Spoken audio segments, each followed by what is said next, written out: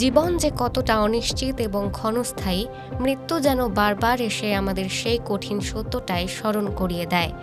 যিনি হয়তো কয়েকদিন আগেই দিল্লির কামানি অডিটোরিয়ামে দাঁড়িয়ে দাপটের সঙ্গে নাটক মঞ্চস্থ করেছেন, হাসিমুখে সোশ্যাল মিডিয়ায় ছবি দিয়েছেন, তিনি আজ আমাদের মধ্যে নেই। মাত্র ৪৩ বছর বয়সে বাংলা বিনোদন জগতের অন্যতম মেধাবী এবং জনপ্রিয় অভিনেতা রাহুল অরুণোদয় বন্দ্যোপাধ্যায় চিরতরে বিদায় নিলেন। দীঘার তালসারি সৈকতে এক মর্মান্তিক দুর্ঘটনায় তার এই অকাল মৃত্যু গোটা টলিউড এবং আপামর বাঙালিকে আক্ষরিক অর্থেই স্তব্ধ করে দিয়েছে।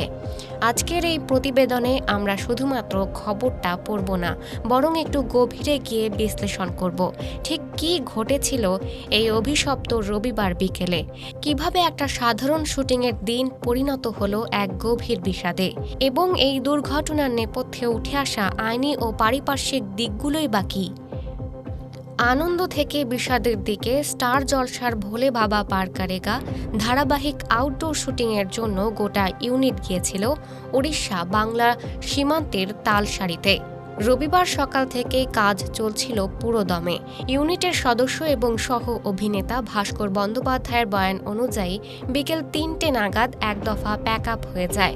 ইউনিটের অনেকেই কলকাতার উদ্দেশ্যে রওনা দিয়েছিলেন, কিন্তু রাহুল এবং ধারাবাহিকের নায়িকা শ্বেতা মিশ্রর কিছু শট বাকি থাকায় তারা থেকে যান। বিকেল ৫টা নাগাদ তালসারি বিচে শুরু হয় শুটিং। স্ক্রিপ্ট অনুযায়ী গোড়ালি অবধি জলে দাঁড়িয়ে একটি সংলাপ বলার দৃশ্য ছিল। প্রত্যক্ষদর্শীদের মতে সেই শট শেষ হওয়ার পর রাহুল আচমকাই সমুদ্রের দিকে এগোতে থাকেন। ইউনিটের লোকজন তাকে বারণ করেছিলেন, কারণ ওই অংশটি স্ক্রিপ্টের বাইরে ছিল। কিন্তু কেন তিনি সমুদ্রের দিকে এগিয়ে গেলেন? এটি কি নেহাতি সমুদ্রের প্রতি এক অদম্য আকর্ষণ, নাকি অন্য কোনো মানসিক অবস্থা, যা আজ এক বড় প্রশ্নচিহ্ন। সহ অভিনেত্রী শ্বেতার হাত ধরে রাহুল ক্রমশ জলের দিকে এগোচ্ছিলেন। ধীরে ধীরে গোড়ালির জল পেরিয়ে কোমর অবধি জলে পৌঁছে যান তারা। বিপদ বুঝতে পেরে ইউনিটের ৭-৮ জন সদস্য, যারা সাঁতার জানতেন, তারা দ্রুত তাদের পিছু নেন। কিন্তু তালসারির ওই সমুদ্র সৈকতে চোরাবালি এবং আচমকা ঢেউয়ের টান অত্যন্ত বিপজ্জনক হতে পারে। সম্ভবত জলের তলার বালিতে রাহুলের পা আটকে যায় এবং আচমকা আসা বড় ঢেউয়ের তোড়ে তিনি শরীরের ভারসাম্য হারিয়ে ফেলেন। শ্বেতা আতঙ্কিত হয়ে চিৎকার করে ওঠেন, রাহুল তা ডুবে যাচ্ছে। ইউনিটের ছেলেরাই তৎক্ষণাৎ ঝাঁপিয়ে পড়ে তাকে উদ্ধার করেন। অনেকটা জল খেয়ে ফেলেছিলেন তিনি। জল থেকে যখন তাকে পাড়ে তোলা হয়, তখন তার জ্ঞান ছিল। উদ্ধারের পর আর এক মুহূর্তও নষ্ট করেননি production team. Production manager Chandrashekhar চক্রবর্তীর নেতৃত্বে তাকে তড়িঘড়ি গাড়িতে তুলে ১২ থেকে ১০ কিলোমিটার দূরে দীঘার হাসপাতালের দিকে রওনা করানো হয়। যানজট পেরিয়ে লাল কাপড় নাড়াতে নাড়াতে গাড়ি এগোচ্ছিল। গাড়ির মধ্যেই টেকনিশিয়ানরা রাহুলের বুকে হাত বোলাচ্ছিলেন, যদি শ্বাসকষ্ট কমানো যায় সেই আশায়। তিনি প্রচণ্ড হাঁপাচ্ছিলেন, কিন্তু শেষ রক্ষা হয়নি। হাসপাতালে পৌঁছানোর পর সন্ধে ৬টা ১০ নাগাদ চিকিৎসকরা তাকে মৃত বলে ঘোষণা করেন। চিকিৎসকদের প্রাথমিক অনুমান, জলে ডোবার কারণে তৈরি হওয়া প্রবল শ্বাসকষ্ট এবং প্যানিক থেকে পথেই সম্ভবত তার ম্যাসিভ কার্ডিয়াক অ্যারেস্ট বা হার্ট অ্যাটাক হয়েছিল। যে কোনো অস্বাভাবিক মৃত্যুর ক্ষেত্রে পুলিশি তদন্ত এবং ইনকোয়েস্ট অত্যন্ত জরুরি। এই ইনকোয়েস্ট রিপোর্ট হলো মৃতদেহের বাহ্যিক পরীক্ষার পর পুলিশি বা ম্যাজিস্ট্রেটের তৈরি করা প্রাথমিক আইনি রিপোর্ট, যা ময়নাতদন্তের আগে করা বাধ্যতামূলক। কিন্তু এখানেই একটি অদ্ভুত ধোঁয়াশা তৈরি হয়। রবিবার রাত ৯:৩০ নাগাদ কাঁথি থানার পুলিশ যখন ময়নাতদন্তের আগে এই ইনকোয়েস্ট রিপোর্ট করতে যায়, তখন শুটিং ইউনিটের কাউকেই সেখানে খুঁজে পাওয়া যায়নি। এমন একটি হাই প্রোফাইল মৃত্যুর পর পুলিশের সামনে শুটিং ইউনিটের এই অনুপস্থিতি সাময়িকভাবে কিছু প্রশ্নের জন্ম দেয়। যদিও কাঁথি হাসপাতালের ময়নাতদন্তের পূর্ণাঙ্গ রিপোর্ট হাতে এলেই স্পষ্ট হবে মৃত্যুর প্রকৃত কারণ।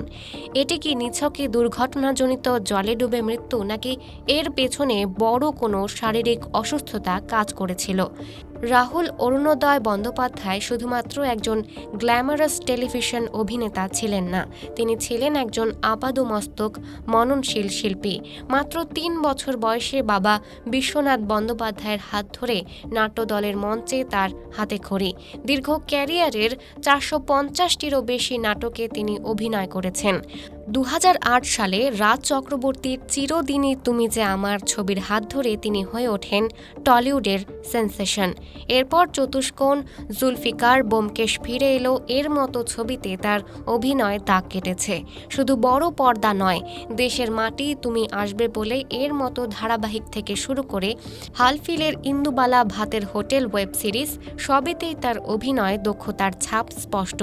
পাশাপাশি তার নিজস্ব পডকাস্ট সহজ কথা তার বৌদ্ধিক গভীরতা, সাহিত্যপ্রেম এবং রাজনৈতিক চেতনার পরিচয় দিত। ব্যক্তিগত জীবনেও এক নতুন সুন্দর অধ্যায়ের সূচনা করেছিলেন তিনি। স্ত্রী প্রিয়াঙ্কা সরকার এবং ছেলে সহজের সঙ্গে দীর্ঘ বিচ্ছেদের পর ২০২৩ সালে তারা ফের একসঙ্গে থাকতে শুরু করেছিলেন। এই পুনর্মিলনের আনন্দটা দীর্ঘস্থায়ী হলো না, নিয়তি বড় নিষ্ঠুরভাবেই সব কেড়ে নিল।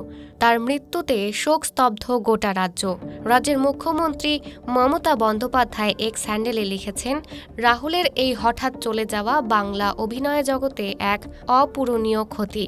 কি করে এমন হলো এখনও মেনে নিতে পারছি না। পরিচালক রাজ চক্রবর্তী, যার হাত ধরে রাহুলের বড় পর্দায় আসা, তিনি আক্ষেপ করে বলেছেন, ও অন্য ধারার কাজ করত, আমি ওকে মেইন স্ট্রিম ছবিতে এনেছিলাম। এই খবরটা কিছুতেই বিশ্বাস করতে পারছি না। এই মর্মান্তিক ঘটনা আমাদের চোখে আঙুল দিয়ে দেখিয়ে দেয় আউটডোর শুটিংয়ে, বিশেষ করে সমুদ্র বা পাহাড়ি এলাকায় নিরাপত্তার প্রোটোকল আরও কতটা কড়াকড়ি হওয়া প্রয়োজন। ইমোশনাল হয়ে বা চরিত্রের ঘোরে অনেক সময়ই অভিনেতারা বিপদসীমা অতিক্রম করে ফেলেন। সেখানে প্রোডাকশনের একটা কড়া সেফটি গাইডলাইন থাকা বাঞ্ছনীয়। রাহুল বন্দ্যোপাধ্যায় তার কাজ দিয়ে যে শূন্যতা তৈরি করে গেলেন তা সহজে পূরণ হওয়ার নয়। তোমাদের সঙ্গে হয়তো আর দেখা হবে না। ক্যামেরার সামনের এই সাধারণ একটি সংলাপ যে জীবনের এমন রূঢ় সত্য হয়ে দাঁড়াবে তা কেউ ভাবতেও পারেনি।